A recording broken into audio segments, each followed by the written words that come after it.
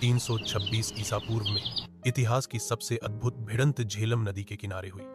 यह वह समय था जब महान योद्धा सिकंदर महान ने यूनान से चलकर आधी दुनिया को जीत लिया था। लेकिन अब उसके सामने था एक साहसी और स्वाभिमानी राजा पोरस। पोरस की सेना में थे विशालकाय हाथी जिनके ऊपर भारी कवच थे और उनके पीछे खड़े थे धनुर्धारी रथों पर सवार योद्धा और पैदल सैनिक।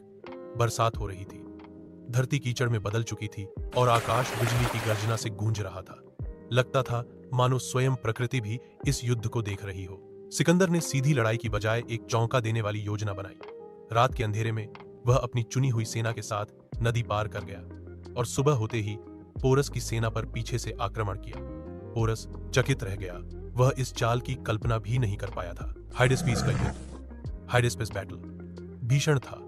हाथियों ने मैदान को कुचल डाला, तीरों की बारिश हुई, तलवारें टकराईं और सैनिकों ने अपनी जान की बाजी लगा दी। लेकिन सिकंदर की रणनीति और अनुशासित सेना ने धीरे धीरे पोरस की सेना को पीछे धकेल दिया। अंततः पोरस घायल होकर पकड़ा गया। जब उसे सिकंदर के सामने लाया गया तब भी वह गर्व और आत्मसम्मान के साथ खड़ा था। सिकंदर ने उससे पूछा, तुम्हारे साथ कैसा व्यवहार किया जाए? पोरस ने उत्तर दिया, एक राजा के समान। सिकंदर इस उत्तर से प्रभावित हुआ।